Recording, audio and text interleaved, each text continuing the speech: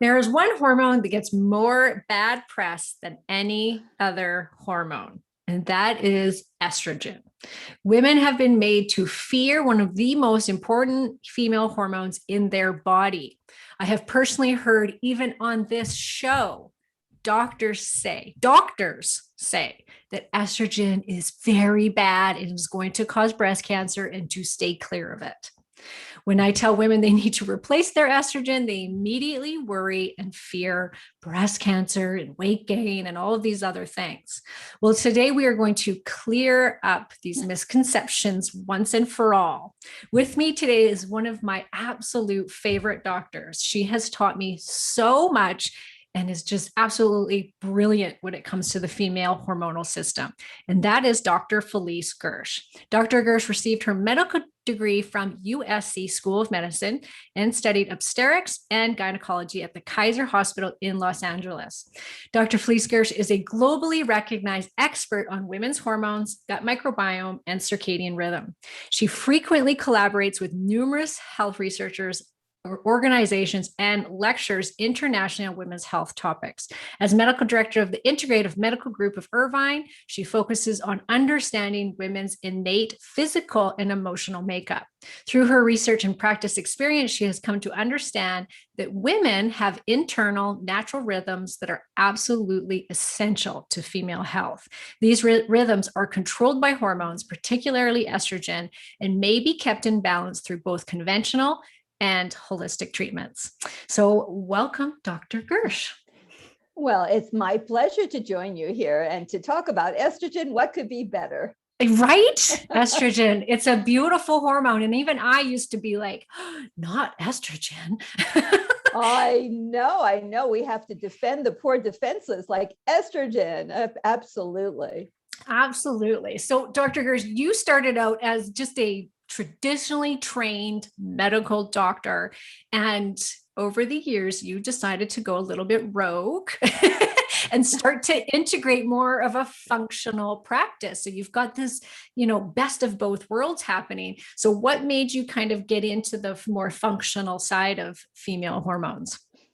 Well, when it comes to providing healthcare to try to optimize the health of my women patients, I knew actually just intuitively from the get-go when I started my practice many years ago that there was more to getting a woman to be and stay healthy than providing pharmaceuticals or doing surgery. So I incorporated what I called my ancillary helpers in my practice. I had a Chinese medicine practitioner, a nutritionist, I had biofeedback, massage therapy, a psychologist. I had all of these people working with me in my office. But like you said, I did not have any additional out of the box training myself. So I referred. And then what happened was about 12 years ago, I stopped doing obstetrics after many years and thousands of deliveries.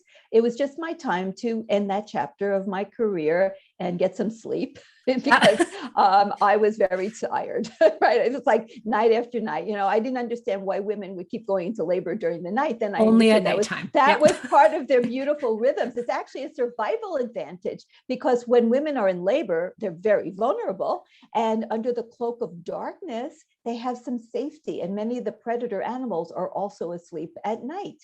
And so they could, be disabled, so to speak, as far as protecting themselves by being in labor at night, delivering their baby with the crack of dawn, and then, going to a safer place and being able to actually deal with their surroundings. But of course, I, as the obstetrician, was in labor, watching their labor during the night and then delivering them at the crack of dawn. So I had to give that up. And after I stopped, I had more sleep, I had more time, and I started looking at my therapeutic toolbox for my gynecological patients.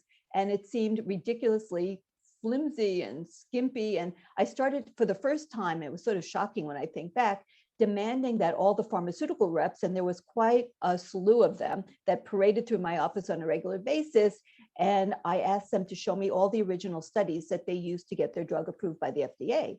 And when I looked at the studies and I saw how little they deviated from placebos, and it was like, and then I looked at all the array of side effects, and I thought, oh my gosh, like one of the first that sort of put me into a new state of mind was looking at the drugs for overactive bladder. So they would come through and in the studies, over the course of 24 hours, the drug would reduce the number of urinations, voids, by 1. So you would go to the bathroom 1 less time in 24 hours. And for that, you got to take a drug that caused constipation, maybe dementia, all kinds of issues. And it's like, wait a minute, I think there's a better way. And I looked at this drug and that drug. I looked at the drugs for osteoporosis, and it's like, oh my gosh, I don't know what to do anymore. These drugs have so many bad side effects, and they have a dark side, a really dark side. So that's when I went on my personal journey, and I started taking courses with all kinds of practitioners, chiropractors, naturopaths, and functional medicine doctors. And then I ended up once at a naturopathic conference, and the only other MD in the room full of naturopaths was Dr. Lodog, who happened to be the medical director at the time of the Integrative Fellowship at the University of Arizona School of Medicine. So I went up to her during a break and I said, Dr. Lodog, you and I are the only 2 MDs in this entire room, and I'm totally lost. I'm going to this conference and that, and I don't really have any direction, and I'm not sure what to do. And she said, well, after talking to me, she said, you're really qualified. In 2 weeks, we start a new fellowship program. It's 2 years at the University of Arizona School of Medicine. Why don't you apply? So I went home. I was in Portland. I flew home. That was a Sunday night. I applied, and 2 weeks later, I was in Tucson. And I finished the 2-year fellowship back in 2012.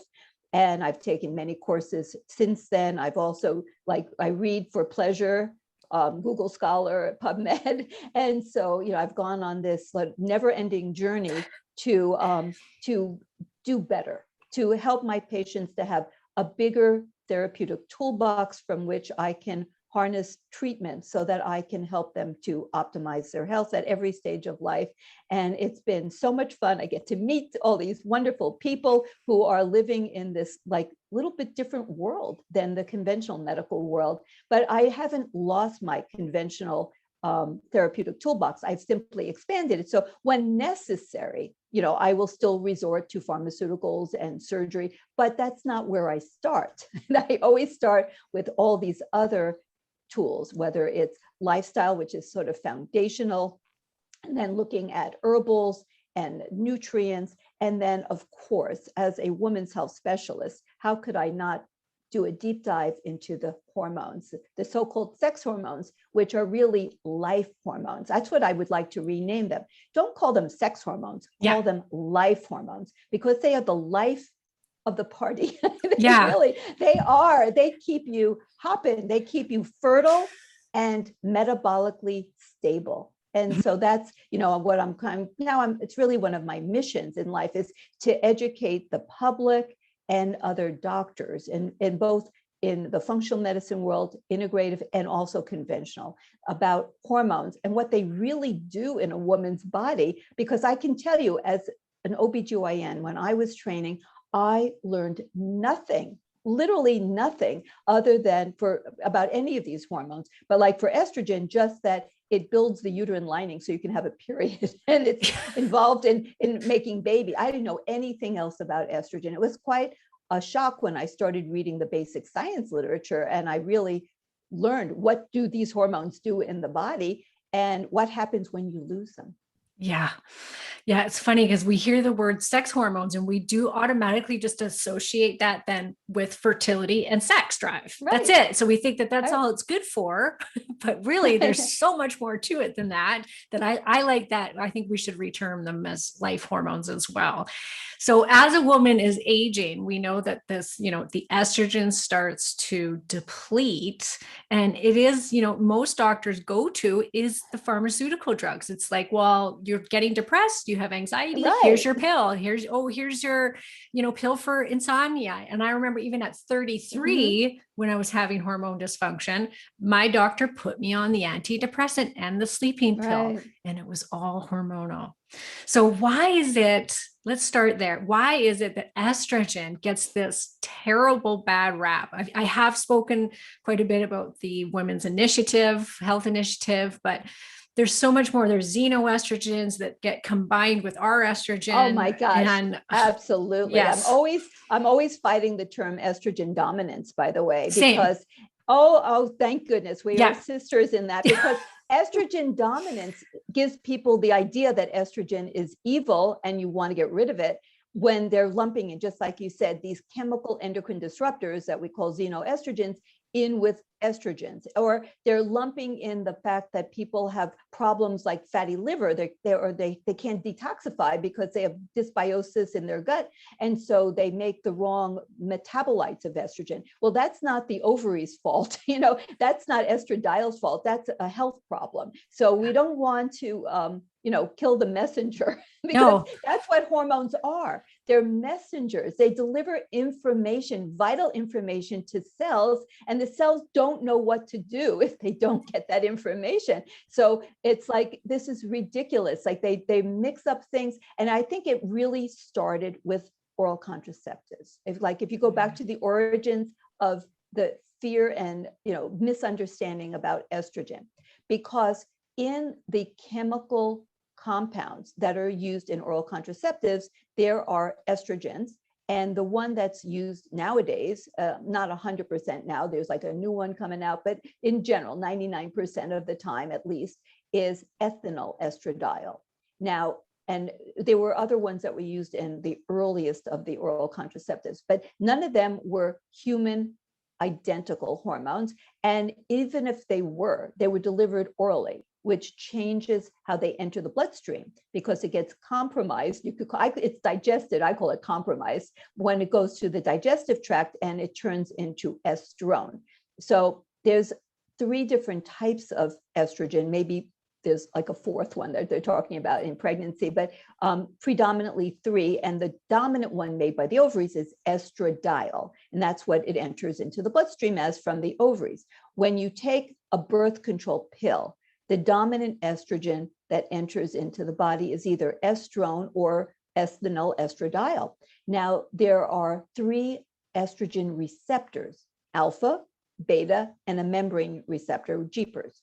Now, different types of estrogens bind differently to the different receptors. And remember, hormones are information delivery systems. So basically, they deliver different information to the cell. And the binders are different. The receptors deliver different information, and they actually up and down regulate each other. So there's like an interplay even between the different receptors. So it's very complex. And estradiol is the balanced one. So estradiol can bind to all the receptors in the proper way at the proper time to create the proper effect in the cells. When you take ethinyl estradiol in a birth control pill, or you take an oral estrogen of any sort and it becomes estrone, they bind very differently. So ethinyl estradiol is very powerful. It binds to the alpha receptor of estrogen more powerfully than estradiol does. So it creates a different effect. And it binds weaker to the beta receptor. Well, these different receptors are located in different ways on different cells. Now, the alpha receptor is the dominant estrogen receptor on the innate immune cells of the body. So these are the immune cells that are the mast cells, the neutrophils, the macrophages. These are the cells that are the first responders when you have a pathogen, like a bacteria or a virus trying to invade the body, or you have damaged tissue, like a burn or trauma, injury, and then the immune system goes into activation to create an inflammatory response to help clean up the mess and prevent an infection. So when you have an overabundance of stimulation to the alpha receptor, then you upregulate the inflammatory response, because these are the cells that react to trauma or a pathogen. So when you have too much estrone or ethinyl estradiol, you're actually upregulating the inflammatory pathway. In other words, you're creating a state of inflammation. Well, do you want a body that's chronically in an inflamed state? That's why birth control pills, which is well known, increase the risk of blood clots. So what's that all about? And then people say estrogen gives you blood clots. Estrogen will make you have blood clots. That's because they don't understand a damn thing about estrogen. Agreed. Because yes, if you overload the alpha receptors on the immune cells and you create an inflammatory response and state, you will upregulate the entire inflammatory system, which includes blood clotting, which is part of our life-saving inflammatory response. So let's think, if you had a trauma, like you got a slice in your arm from a big dagger or something, okay, have an inflammatory response, or let's say, ancient times, like a wild animal bit you or something, you got a tear in your arm. So the immune system is activated. Now you're going to do things to try to save your life with your immune system. You're going to call in the troops, the mast cells start rupturing, they release their inflammatory cytokines, that creates an inflammatory state to kill, but it's trying to kill the invading pathogens that are going to try to get into that now disruption of your skin, right? And then the pathogens, the bacteria can get in. So the immune cells are going to be delivering these inflammatory cytokines. It's going to put out the chemokines. That's the signal that calls in the troops. So now here come the neutrophils and the macrophages. They release their enzymes, these really interesting enzymes that then help to dissolve the pathogens. Also, they dissolve the bad dead tissue. So that you dissolve, that's how you get rid of dead tissue. It gets dissolved by these enzymes. And then you have these amazing macrophages that phagocytize or like gobble it up. So it gobbles up the pathogens, it gobbles up the dead damaged tissue. And when you get an injury like that, you might bleed to death. So you then create these other responses, like you are then going to cause vasoconstriction. Your arteries are going to constrict so that it maintains your blood pressure, so you don't become hypotensive and go into shock because you're losing blood volume. So your blood vessels will constrict to maintain your blood pressure, and you're going to start clotting the area, right? Because you're going to activate the platelets to create the clotting cascade so that you have blood clotting so you don't bleed to death, right? And then the platelets afterwards are activated, and then they promote healing, those miracle platelets. That's why people do vampire facials, right? So they put in the PRP, the PRP. Because platelets are about healing. So it's a beautiful system that when you have estradiol, the real estrogen of the ovaries, it modulates this process so that it initiates the inflammatory response to save your life. And then it also modulates the inflammatory response and transitions it into the anti-inflammatory state and healing and resolution of the inflammation. All of that is modulated by estradiol, not by ethinyl estradiol, not by estrone. And when you overactivate the immune cells, you get this chronic state of activation of your inflammatory processes. That's why birth control pills can increase hypertension, right? That's why we would never give birth control pills to someone with uncontrolled high blood pressure. We would never give birth control pills to heavy smokers or even light smokers, as they get older, particularly. We wouldn't give them to people who've already had blood clots, right? Because it's pro-inflammatory. But estradiol is not pro-inflammatory. In fact, high levels of estradiol actually are predominantly anti-inflammatory. So high levels of estradiol actually reduce the activation of those innate immune cells. And when you ovulate, just preceding ovulation in the menstrual cycle, you have this giant spike of estradiol. That is the most anti-inflammatory time of the menstrual cycle. And that's logical because you don't want to have your immune system attack the sperm as foreign invaders, right? Because we don't want to activate the immune system as if you're getting infected when you have sperm come into you or you create an embryo. And in fact, the entire state of pregnancy is so unique because the estrogen that's produced by the placenta is predominantly estriol. And estriol predominantly binds to the beta receptors, okay? Because we don't want to activate all those immune cells, right? So and when you have high beta receptor activation, it actually downregulates alpha receptor. So you're actually reducing the effect of the efficacy of the alpha receptors when you have high amounts of estriol.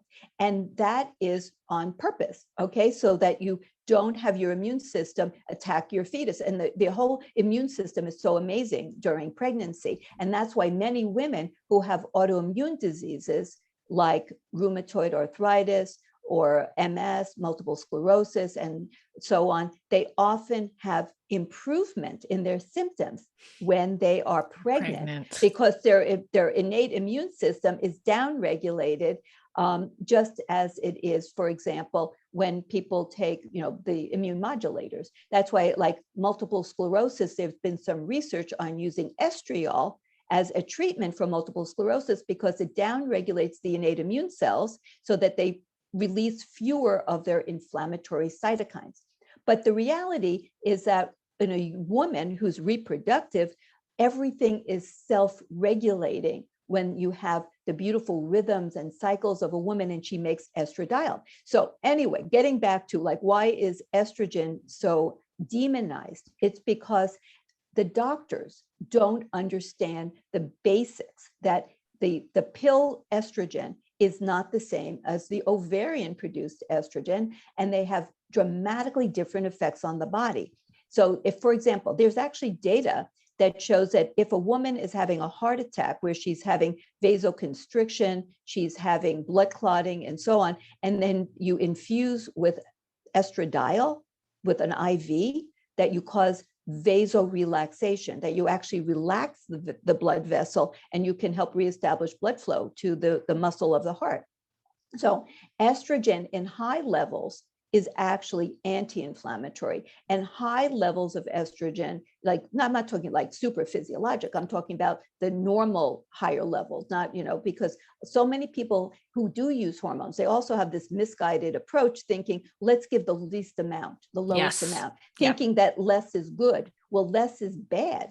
It's like saying, well, I think everyone should have vegetables, so let's have 1 bite a month. It's like, what?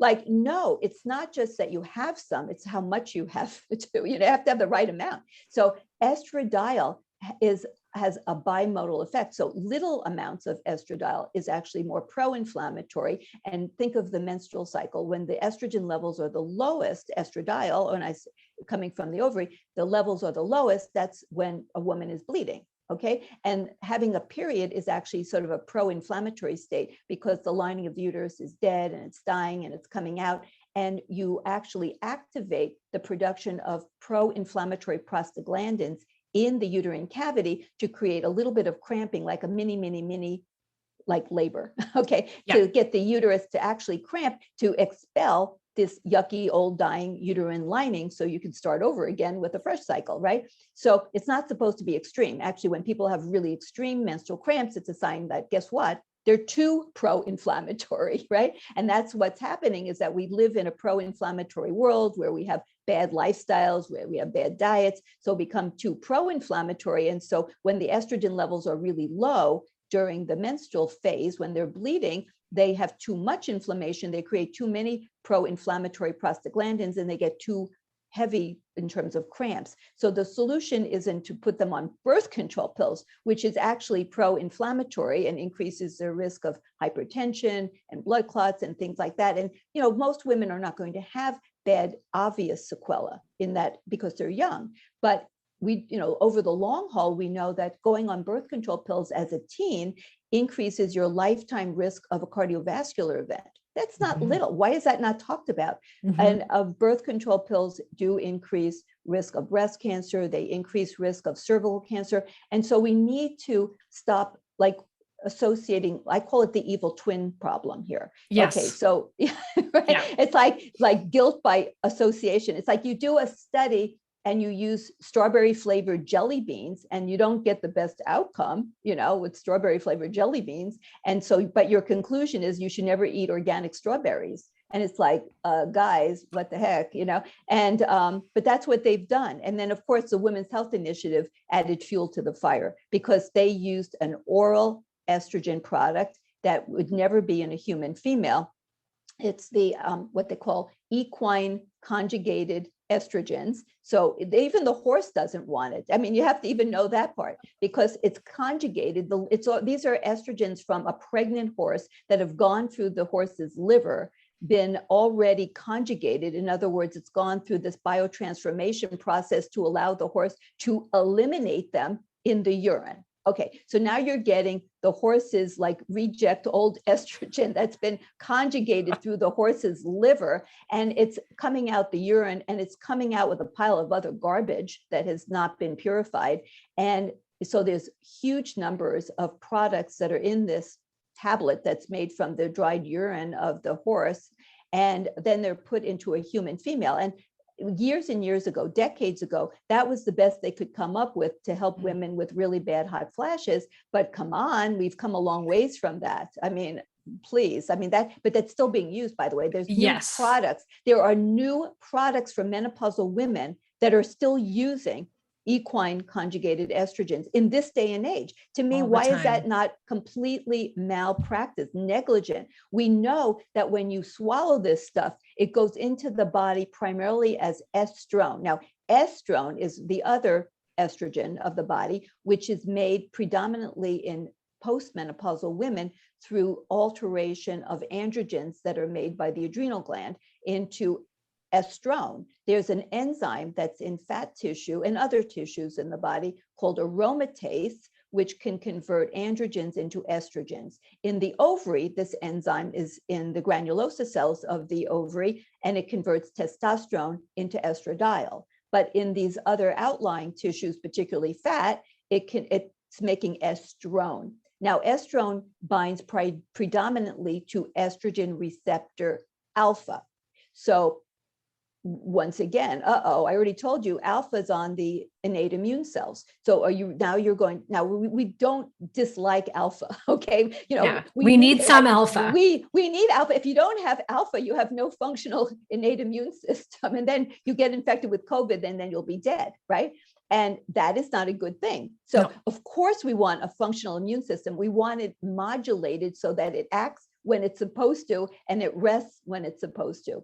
And that's really important in the brain, by the way, because there's a whole immune system of the brain, and there are specialized macrophages, which are part of the innate immune system in the brain. They're called microglia.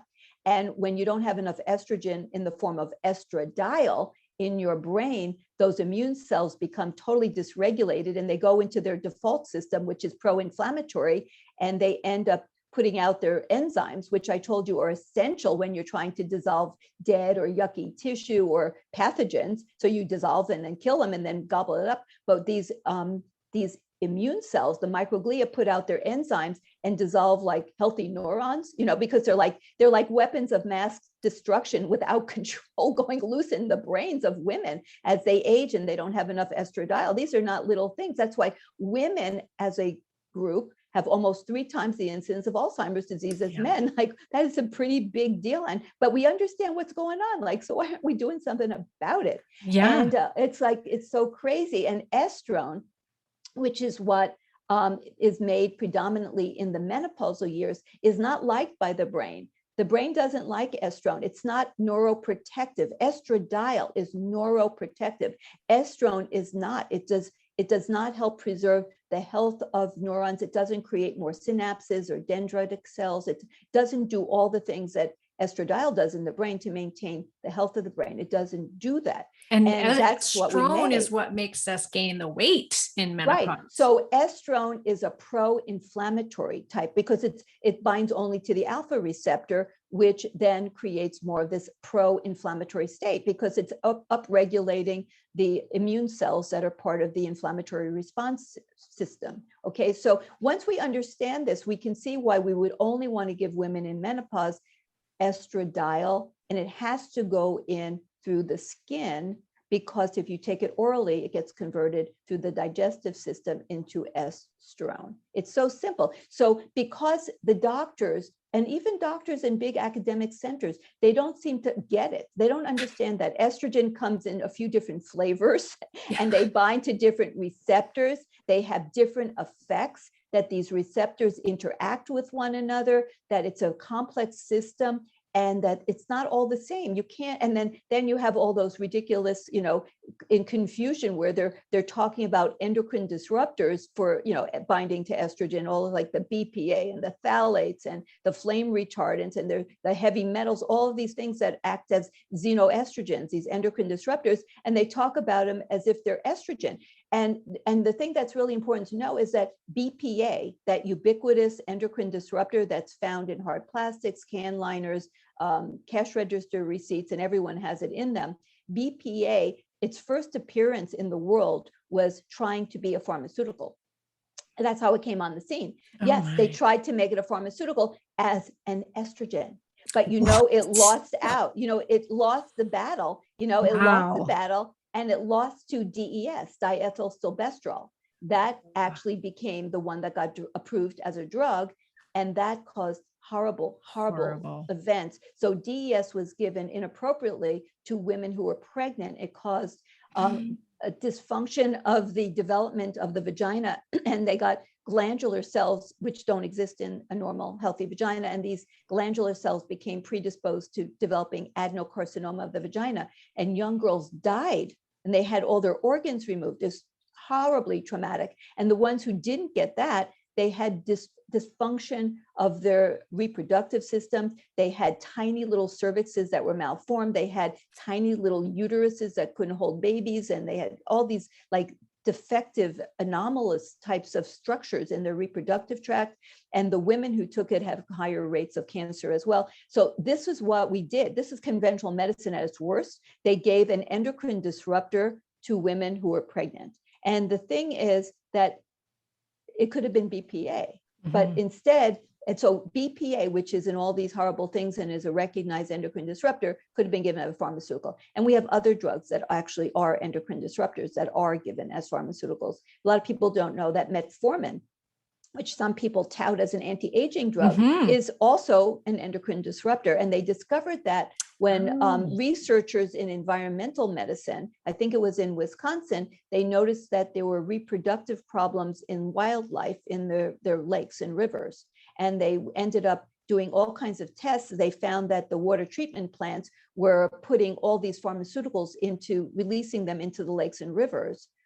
Which is horrible because water treatment plants were only designed for bacteria so that you don't get, bacterial infection. They weren't designed to deal with pharmaceuticals. So people throw pharmaceuticals down the toilet, they get into the groundwater, they end up, in our lakes and rivers, unaltered, unadulterated pharmaceuticals, and they're getting into wildlife. And they found that the reproductive tracts were being altered by metformin.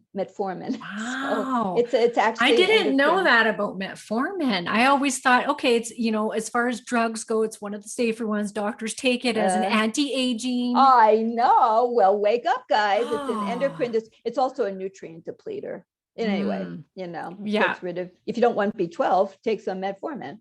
So anyway.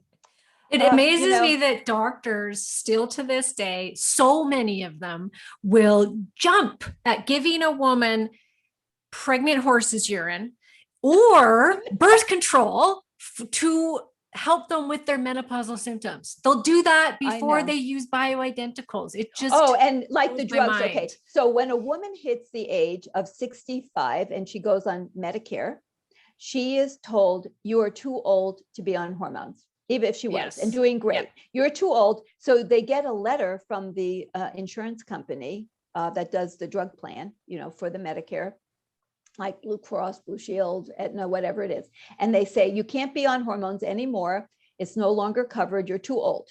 But if you want, here are the drugs that are approved. And it will be bisphosphonates. If you have osteoporosis, take a bisphosphonate, Fosamax. And if you have anxiety and depression, well, it's okay. Prozac is on your pharmaceutical list. Okay, it's on, you can have Prozac. So they do. I actually have I have the letters that people receive from their, their insurance plan for their drug coverage plan for Medicare. And it literally says, we will no longer cover this. You're too old. It's not recommended anymore, but you can have one of these other, drugs from this lovely list and take that. And so you have sleeping pills, you have antidepressants, you have anti-anxiety drugs, you have, bisphosphonates, and that's the solution. So it's like you were saying, like when you understand that estrogen, and coming from the ovary, estradiol, that it is about reproductive success. Now, how are you going to have a reproductively successful woman? Well, she has to have a healthy body. It's that simple. So the prime directive of life, whether we like it or not, is to make new life. Now, remember, we're the only species on the planet that tries to control our reproductive destiny. There's no other animal that says, hey, mom, should I use a condom? Like, what? No, I don't think so.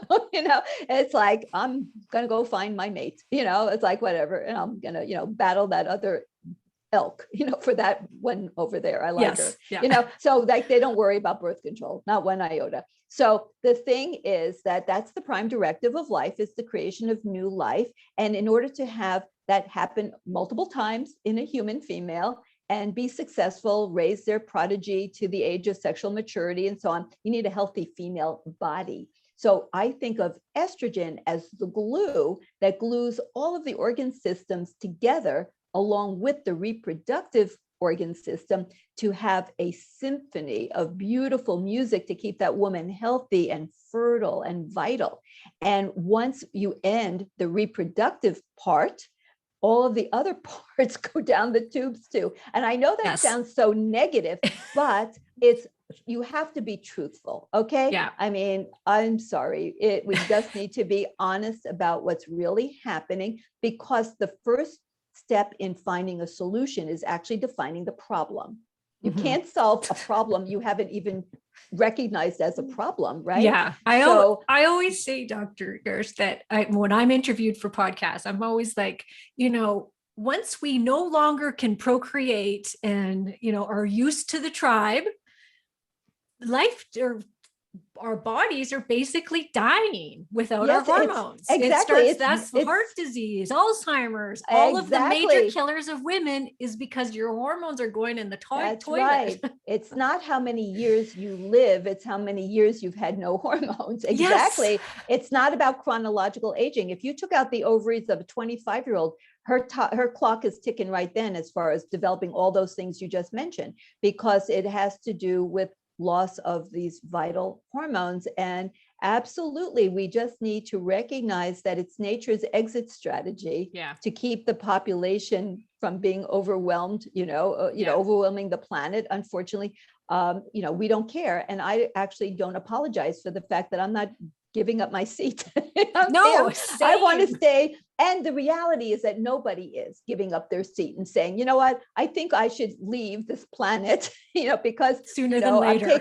I'm taking up valuable resources. It's not happening. But so instead of giving hormones in a physiologic way to maintain all of these organ systems by delivering the proper information to cells so that they can do what they're supposed to do in an optimal fashion, instead we play this crazy game of whack-a-mole where we look at every problem as it pops up, and then we use some completely unnatural way to deal with it. Like, oh, you now have cataracts. By the way, the eyes are part of the brain, in case you didn't know. So when you have eye deterioration, that's a sign of brain deterioration. So if you have something going on in your eyes, it's happening in your brain too. So be aware. So if you have cataracts, the solution is get new eye lenses, right? Well, maybe we could help prevent the cataracts, and then if you have any health problem, you have high blood pressure, you can go on, the poly pills, right? Because no one blood pressure drug is usually going to suffice. So now they make the poly pills where they put multiple blood pressure drugs into one pill. So people think they're taking one thing when they're taking 4 drugs at once. It's very convenient, but,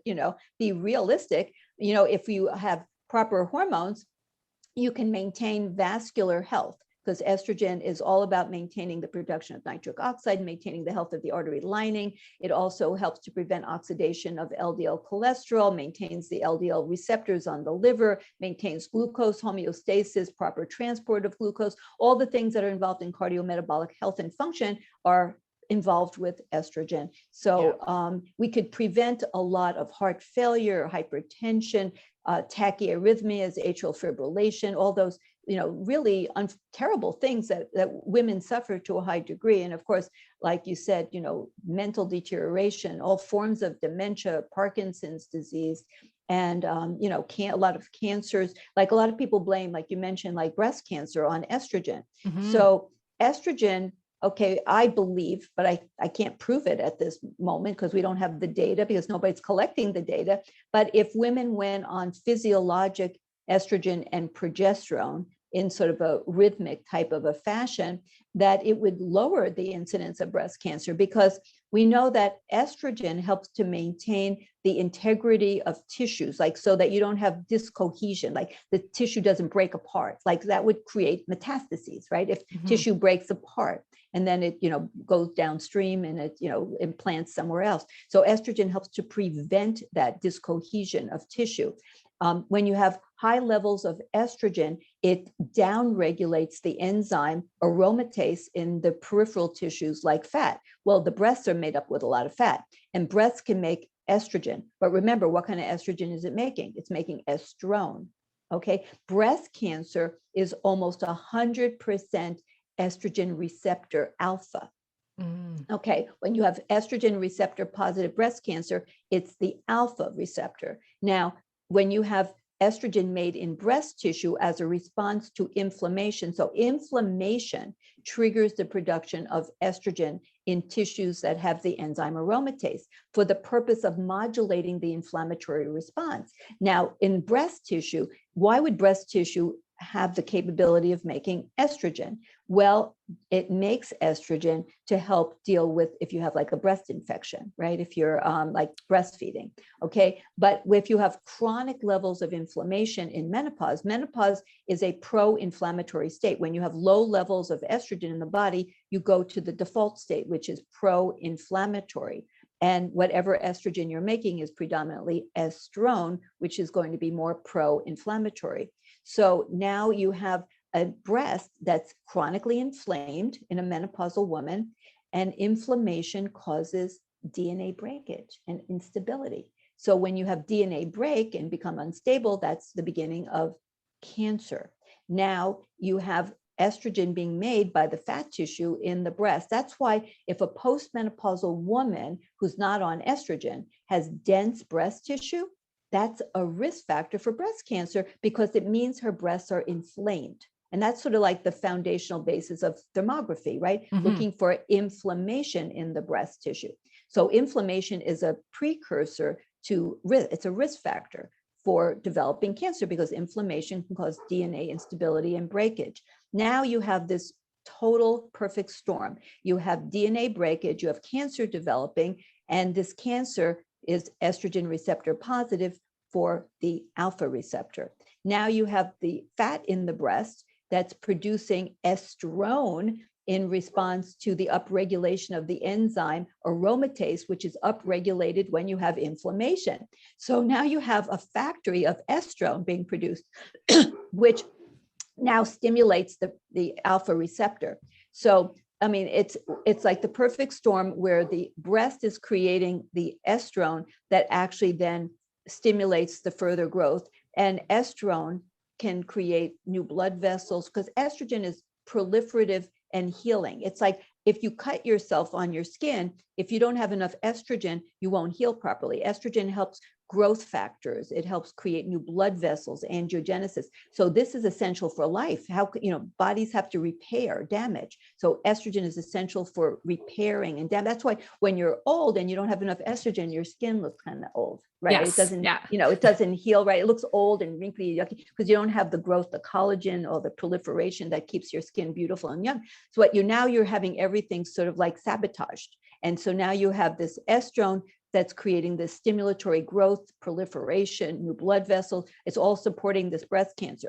And it's all happening because you didn't have enough estrogen being, systemically going through the whole body to maintain health and reduce this inflammatory state in the first place. So if you can prevent this pro-inflammatory state that occurs, that's why they call aging often inflammaging. The inflammation of aging is because you don't have the right hormones to maintain the proper balance of your immune system.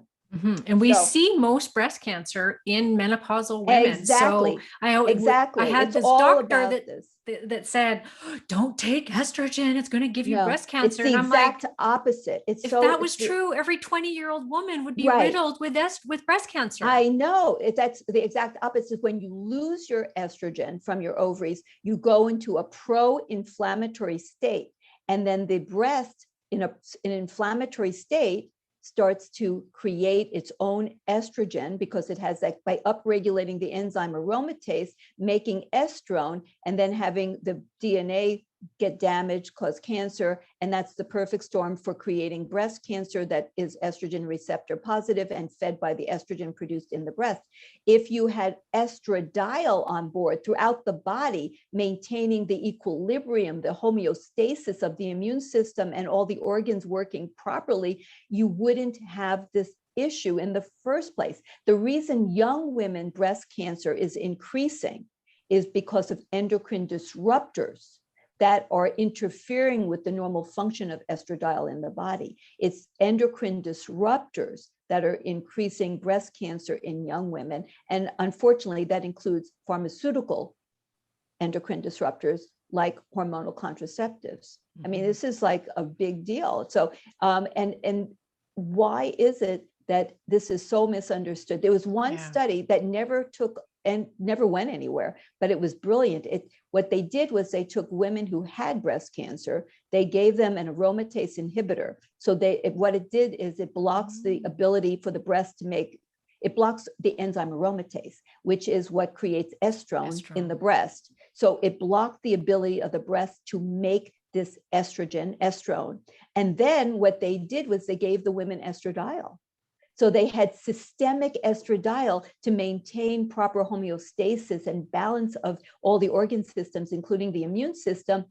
And they blocked the breast's ability to make estrone, which was then stimulating breast cancer. And it was brilliant. And that never went anywhere. And I keep scratching my head. It's like, why isn't that the standard of care? Why is that not? I mean, that is so brilliant. I think we should go on some kind of a rampage. Like, why is this? Why is this not being done? Because then you have the ability of providing the tissues of the body with the estradiol it needs while blocking this overproduction of the estrogen alpha stimulator estrone that's produced in fat tissue because of this inflammatory state. I mean, this should really just be back on the radar. And I just think of the poor researchers who did that brilliant study and then it went nowhere and nobody did it because of because the oncologists don't understand estrogen either. There's no branch of medicine where they understand what these hormones actually do. And and it's so simple. Like everyone who's now heard this podcast knows more than 99% of the doctors. And it's so true. It's so true. I'm trying to get, and I got connected with Julie Taguchi, Dr. Julie Taguchi, who's an oncologist, and she's like unique. I know. Yeah, she's unique. And she talks a lot about, the fact that estrogen, no, it does not cause the breast cancer. But anyways, so at what point then, let's talk kind of about when do women start this? Because I'm in this headspace of why are we waiting 1 year into not having your period, then you're in menopause. Now you get to start your estrogen replacement in the smallest dose possible. And I'm why are we waiting till we're a hot mess, 30 pounds overweight, can't sleep? Now we get to use the estrogen? I just completely disagree. Not in my office. No, I bet not in mine either. So the reality is that menopause, the definition of 12 months without a spontaneous period is a man-made, completely pseudo definition, right? It's just arbitrary as arbitrary can be, because menopause is ovarian senescence. It's the aging of the ovaries, and it's a process. It's not like crossing a finish line. There's no moment when you say you have arrived. That's completely ridiculous. It's a process. And the process begins a variable number of years. You can think of it as, they always say, as soon as you're born, you're dying.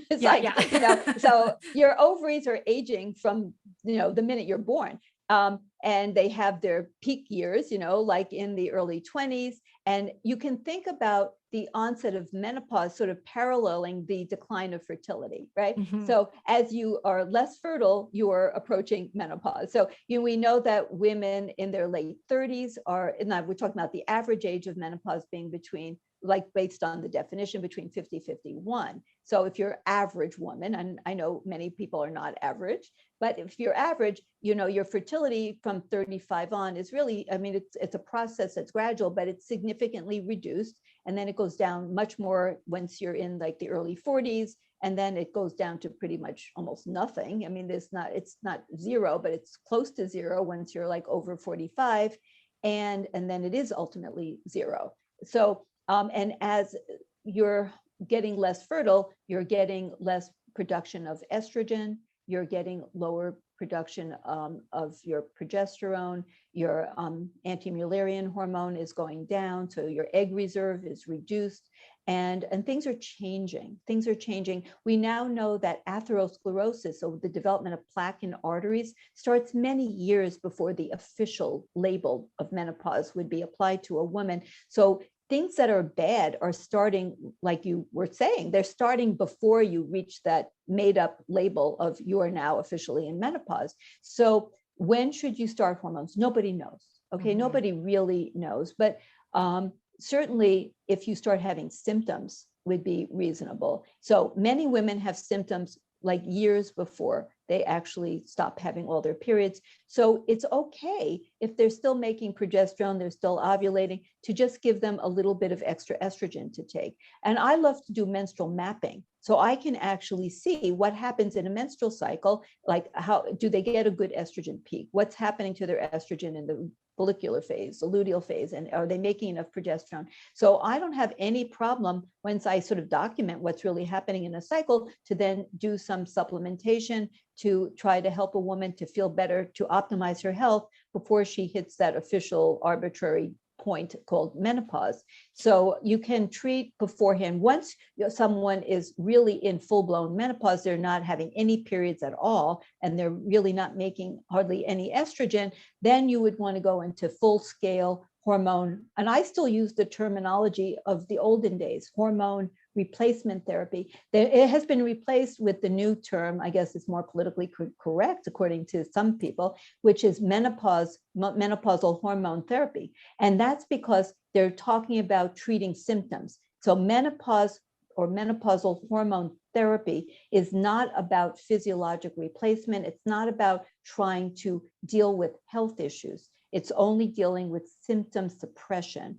And it takes less estrogen to suppress a hot flash than it does to maintain overall brain health, cardiovascular health, and so on, or bone health. It's just not the same. And often they're not really thinking about progesterone either, which is another very important hormone. It's sort of like the yin yang, you know, like they really go together. I think of Batman and Robin, you know, they're a team and they need each other. And so, you know, we definitely want to give hormone replacement. We want to try to help women to maintain the health of a 25-year-old. I mean, of course, we're not going to achieve it, but it's always good to have lofty goals. So we want to try to give hormones to help the cells to function. Remember, the cells don't know how old they are. They don't know. If you give them all the nutrients they need, if you give them the right hormone stimuli, they can still do their job properly.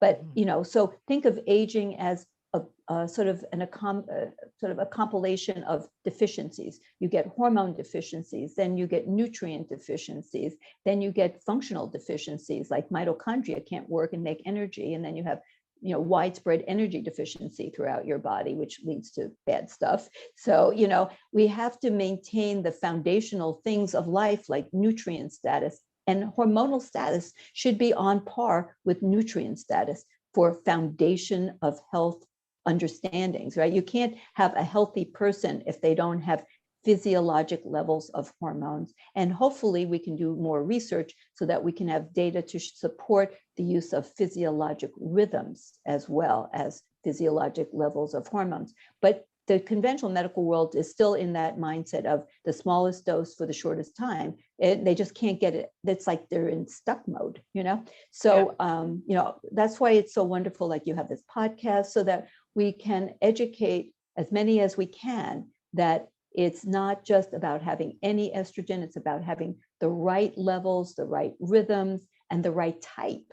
It's not, you know, just estrogen. It has to be, it's like fat, you know, you can't just say you should have fat. What if it's trans fat, right? So, you know, like fat got tainted by trans fat. So then all fat became evil. All carbs got tainted by processed white flour. So then all carbs are evil. And poor estradiol got tainted by the evil, you know, oral contraceptive ethinyl estradiol and, you know, conjugated equine estrogens. So suddenly poor estradiol was thought of as evil. So we need to recognize families of things and, you know, and not get confused anymore between the identities of the different elements of these families. They're like, stop it already, you know, all fat isn't the same, all carbs aren't the same, all estrogens aren't the same. And how you take it matters, you know, the dosing matters, the rhythms matters.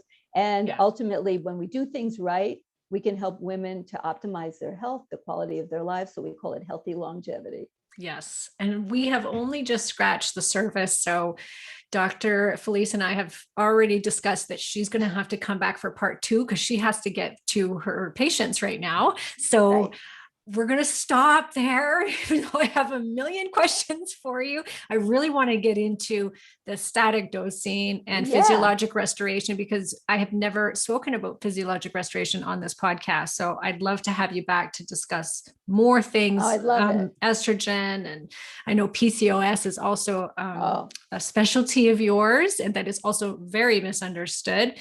So yes, we're going to have you back, but I want to respect your time. So I wanted to say thank you so much for coming on the show for part 1.